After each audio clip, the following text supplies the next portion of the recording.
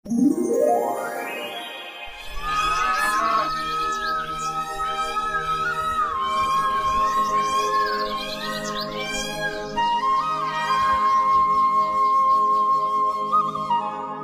ओ आर्यन, पूरे 6 महीने बीत चुके हैं और तेरा कर्ज ब्याज समेत पहाड़ जैसा खड़ा हो गया है।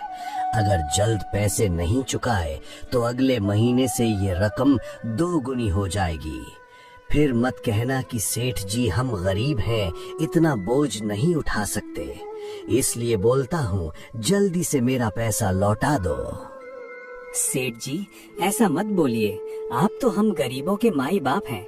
अगर आप ही हम पर रहम नहीं करेंगे तो और कौन करेगा। हम कहाँ जाएंगे सेठ जी। घर में 2 बूढ़े माँ बाप बीमार पड़े हैं, सारा पैसा उनकी दवाइयों में चला जाता है। आप बस कुछ सालों की मोहलत दे दें, मैं दिन रात एक कर दूंगा और आपका पाई पाई चुका दूंगा। मुझ जैसे गरीब पर भरोसा करिए सेठ जी। क्या कुछ साल और? अरे ओ आर्यन के बच्चे, मैं यहाँ दिनों की गिनती कर रहा हूँ और तू सालों की भीख मांग रहा है। मैं तुझे 1 साल तो क्या 1 महीने का भी समय नहीं दूंगा, समझा तू? मैंने बहुत समय से दिया तुझे, अब और नहीं। मालिक, ये गरीब लोग बस बातें बनाना जानते हैं, मगर इतना जिद कर रहा है तो कुछ समय दे दीजिए। वैसे भी 1.25 लाख रुपए ये कहाँ से लाएगा। सही कहा रामू। आर्यन, कान खोल कर सुन ले, मैं तुझे 2 हफ्ते का टाइम दे रहा हूँ और 2 हफ्ते के भीतर 1.25 लाख रुपए नहीं लौट आए तो ये घर मेरा होगा। फिर सोच लेना अपने इन बीमार माँ बाप को लेकर किस सड़क पर सोएगा। अभी तो मैं जाता हूँ, लेकिन 2 हफ्ते बाद दोबारा वापस आऊंगा। चलो रे रामू, इन लोगों ने तमाशा बना रखा है। अगर गरीब हैं तो मर क्यों नहीं जाते, वैसे भी धरती पर बोझ कम होगा। सेठ के जाने के बाद आर्यन घर के अंदर जाता है। अंदर उसके बूढ़े और बीमार माता पिता जो अंदर सब सुन रहे थे। क्या हुआ बेटा, क्या सेठ जी फिर से पैसों के लिए आए थे? देखो बेटा, वो बड़े लोग हैं, उनके सामने हमेशा हाथ जोड़कर और मीठा बोलकर ही बात करना, ताकि वो हम पर और जुल्म न ढाएं। हमारे पास अभी पैसे नहीं हैं, इसलिए हमें उनकी कड़वी बातें चुपचाप सुननी होंगी। कहाँ वो अमीर लोग, हम ठहरे गरीब। हाँ पिताजी, आप बिल्कुल ठीक कह रहे हैं। सेठ जी आए जरूर थे, लेकिन मैंने उनसे विनती की और उन्होंने मुझे थोड़ा और समय दे दिया है। आप चिंता मत कीजिए, सब ठीक हो जाएगा। आर्यन ने अपने पिता से झूठ तो बोल दिया, लेकिन उसका दिल बैठा जा रहा था। उसे पता था कि 2 हफ्ते में 1.25 लाख का इंतजाम करना किसी चमत्कार से कम नहीं होगा। उधर धनराज सेठ अपने घर पहुंचकर रामू के साथ अपनी अगली साजिश रच रहा था।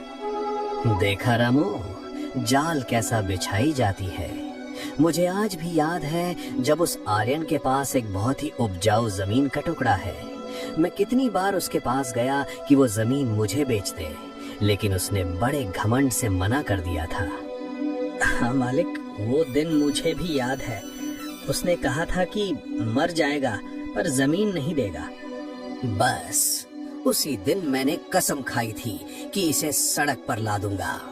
मैंने ही चाल चलकर उसकी बहन की शादी अपने एक खास आदमी से करवाई और उसे 1.25 लाख के कर्ज के नीचे दबा दिया। आखिरकार वो गरीब 1.25 लाख कहाँ से लाएगा। अब 2 हफ्ते बाद वो जमीन और उसका घर दोनों मेरा होगा और उसे लात मारकर गांव से बाहर निकालूंगा। अब क्या आर्यन 2 हफ्ते में 1.25 लाख रुपए का इंतजाम कर पाएगा या धनराज सेठ अपनी साजिश में कामयाब हो जाएगा? 2 हफ्ते बाद जो हुआ वो दिल दहला देने वाला था। समय का पहिया चला और 2 हफ्ते बीत गए और वो दिन आ ही गया। अरे ओ आर्यन, आज 2 हफ्ते पूरे हो चुके हैं। मेरा पैसा निकाल, वरना तू अच्छी तरह जानता है कि अब मैं क्या करने वाला हूँ। मालिक, माई बाप, हम पर रहम करें। आप तो जानते हैं कि हम गरीब हैं। इतनी बड़ी रकम इतनी जल्दी जुटाना मेरे बस में नहीं था। घर की हालत भी बहुत खराब है। अगर आप हमें बेदखल कर देंगे तो मेरे बीमार माता पिता इस उम्र में कहाँ भटकेंगे। कम से कम उन पर तो तरस खाइए सेठ जी। नहीं आर्यन, मैं तुझे 1 मिनट का भी समय नहीं दूंगा। तुझे वो दिन याद है जब मैं जमीन मांगने आया था और तूने घमंड दिखाया था? अब वो घमंड कहाँ गया? रामू, सामान बाहर फेंको और इन तीनों को धक्के मारकर निकालो। जी मालिक, अभी लीजिए, मैं सबको बाहर फेंकता हूँ। रामू अंदर जाता है जहाँ आर्यन के बूढ़े माता पिता बीमार पड़े थे। ए बुढ़े, चल बाहर निकल यहाँ से। बेटा आर्यन, ये क्या हो रहा है? तूने तो कहा था कि सेठ जी ने समय दे दिया है। हे भगवान, इस बुढ़ापे में हम कहाँ जाएंगे? हमें तो ठीक से खड़ा भी नहीं हुआ जाता। आर्यन बेटा, तो कुछ करता क्यों नहीं? आर्यन भी करता तो क्या करता, निर्दयी सेठ ने एक न सुनी। आर्यन और उसके बूढ़ी माता पिता को उनके ही घर से बेदखल कर दिया। गांव वालों ने देखा पर सेठ के डर से कोई आगे नहीं आया। आर्यन अपने माता पिता को लेकर जंगल की ओर चल दिया। वहाँ उसने घास फूस और लकड़ियों से एक छोटी सी कुटिया बनाई, पर असली मुसीबत तो अब शुरू हुई थी।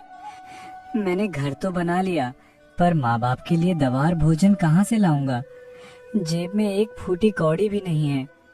हे ईश्वर, क्या गरीबी ही सबसे बड़ा पाप है? हमने कौन सा पाप किया था जो तू आज उसका इतना बड़ा सजा दे रहा है? 2 दिन बीत गई। भूखे पेट और ठंड की वजह से आर्यन के माता पिता की तबीयत और बिगड़ गई।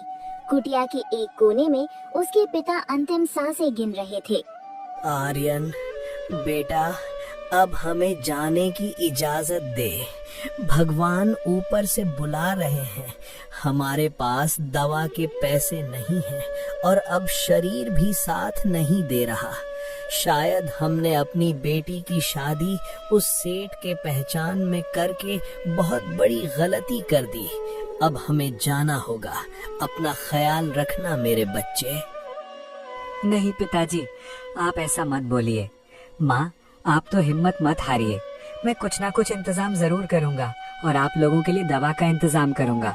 हे भगवान, मेरा सब कुछ छीन लिया, कम से कम मेरे माता पिता को तो मत छीन। तू रो मत मेरे बच्चे, आज नहीं तो कल हमें जाना ही है और तू अपने आप को कभी अकेला मत समझना। मेरा आशीर्वाद हमेशा तेरे साथ रहेगा मेरे लाल। तू एक दिन बहुत बड़ा आदमी बनेगा और उस लालची सेठ को हराएगा। लेकिन कुदरत को कुछ और ही मंजूर था। बिना इलाज और भोजन के एक ही रात में आर्यन के माता पिता उसे इस दुनिया से छोड़कर चले। आर्यन अब अनाथ हो चुका था। उसके दिल में दुख से ज्यादा अब बदले की आग जल रही थी। अब वो अपने माता पिता के मौत का बदला लेना चाहता था।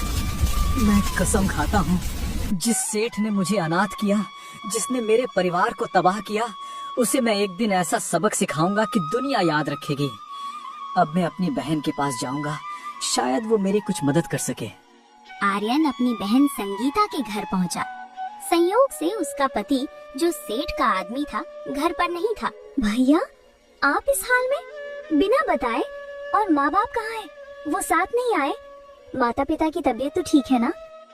संगीता, मेरी बहन, मुझे माफ कर दो। मैं उन्हें नहीं बचा सका।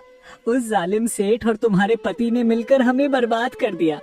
उन्होंने धोखे से जमीन ली और फिर हमें घर से निकाल दिया। क्या ये सब उन्होंने मिलकर किया?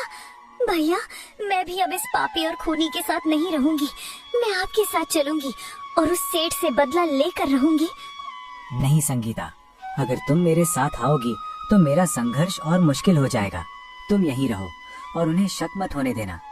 अगर तुम सच में मेरी मदद करना चाहती हो तो मुझे कुछ उधार दे दो। मुझे फिर से खड़ा होना है। भैया, सारा हिसाब तो वही रखते हैं। मेरे पास बस ये 5 रुपए ही बचे हैं। आप इन्हें ही रखिए। अभी के लिए आप मेरे घर में ही खाना खा लीजिए। नहीं संगीता, भूख तो लगी है, मगर मैं अभी खा नहीं सकता क्योंकि उन्हें गए काफी समय हो गया। अब वो आते ही होंगे। लेकिन ये 5 रुपए ही मेरी तकदीर बदलने की चाबी है। तुम देखना बहन, इन्हीं 5 रुपयों से मैं साम्राज्य खड़ा करूंगा और उस सेठ के घमंड को मिट्टी में मिला दूंगा। आर्यन वहाँ से निकलकर एक दूसरे गांव में निकल जाता है। नए गांव के बाजार में पहुँचता है। उसे भूख लगी थी तो वो एक खाने के ठेले के पास गया। भैया, ये समोसा कितने का है?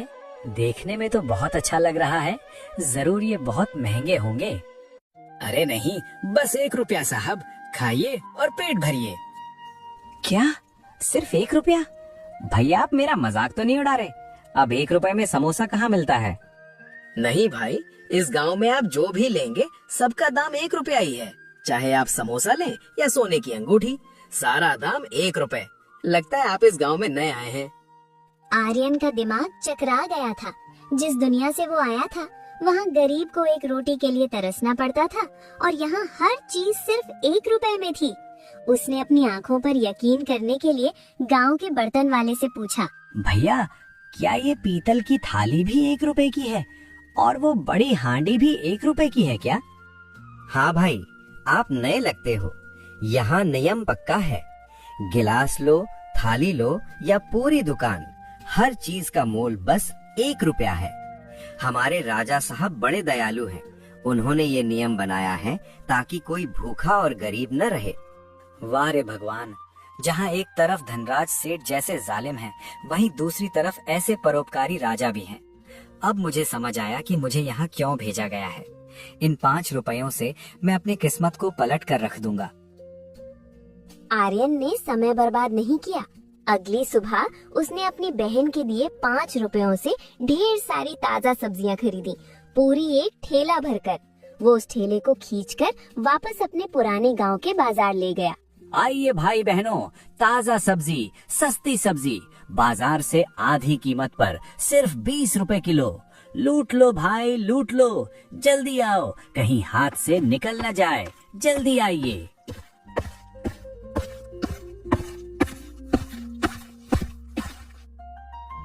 अरे ये तो आर्यन है, तू इतना सस्ता कैसे बेच रहा है? पूरे बाजार में 40 रुपए किलो है और तुम 20 रुपए किलो दे रहे हो। बस आप लोगों की सेवा करनी है काका। लीजिए, ताजा पालक और टमाटर ले जाइए, बिल्कुल ताजा सब्जी है। शाम होते होते आर्यन की पूरी सब्जी बिक गई। ये सिलसिला रोज करने लगा। अब वो एक अच्छा सा घर बनवाया, मगर खुशी ज्यादा दिन तक नहीं टिकी। खबर सेठ तक पहुंची। मालिक, गजब हो गया, वो भिखारी आर्यन तो अब हमसे भी बड़ा घर बना लिया है। सुना है उसके पास नोटों की गड्डियां हैं। आखिर ये चमत्कार हुआ कैसे और इतने कम समय में? चमत्कार नहीं रामू, कोई काला धंधा होगा। पर मुझे पता चला है कि वो पास के एक अनजान गांव से सामान लाता है, जहां हर चीज 1 रुपए में मिलती है। अगर वो कल का लड़का अमीर बन सकता है तो सोच, अगर मैं वहां से सारा माल उठा लूं तो मैं तो पूरी दुनिया का मालिक बन जाऊंगा। मालिक, आपकी बुद्धि का तो कोई जवाब नहीं। हम वहाँ अपना ट्रक भेजते हैं और पूरा सामान उठा लेंगे। हाँ, कल ही अपने आदमियों को भेजो, वहाँ की सारी सब्जी, सारा अनाज खरीद लो। जब वहाँ कुछ नहीं बचेगा तो लोग हमसे ऊंचे दाम पर खरीदेंगे और भीड़ उस आर्यन का बच्चा क्या बेचेगा। सेठ के आदमियों ने पूरे बाजार के सब्जियों और सामानों को खरीद लिया। अब उस गांव में खाने को कुछ नहीं बचा और ये खबर राजा तक पहुंची। महाराज, अनर्थ हो गया। पड़ोस के गांव का एक लालची सेठ हमारे नियम का फायदा उठा रहा है। उसने गांव का सारा राशन ऊंचे दाम पर बेचने के लिए जब्त कर लिया है। हमारे लोग भूखे मर रहे हैं। क्या? हमारे परोपकार का ऐसा अपमान? उस सेठ को ये नहीं पता कि ये नियम केवल जरूरतमंदों के लिए था, लुटेरों के लिए नहीं। सैनिकों, जाओ और उस जालिम धनराज सेठ को पकड़कर हमारे सामने पेश करो। धनराज सेठ को घसीटते हुए राजा के दरबार में लाया गया। वहाँ पहले से ही आर्यन खड़ा था, जो अब राजा का खास सलाहकार बन चुका था। महाराज, मुझे माफ कर दीजिए, मैं तो बस व्यापार कर रहा था।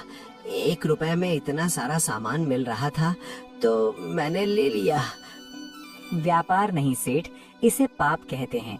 याद है तुमने मेरे माता पिता को घर से निकाला था? तुमने कहा था कि गरीब बोझ होते हैं, उन्हें मर जाना चाहिए। आज देखो, तुम उसी गरीबी के जाल में खुद फंस गए हो। सेठ, तुम्हारी सजा ये है कि तुम्हारी सारी संपत्ति जब्त की जाती है और तुम्हें 10 साल काल कोठरी में रहना होगा। तुम्हारा सारा धन उन गरीबों में बांटा जाएगा जिन्हें तुमने सताया है। इस तरह आर्यन ने अपनी बुद्धि और धैर्य से न केवल अपना खोया हुआ सम्मान वापस पाया, बल्कि उस जालिम सेठ का अंत भी किया।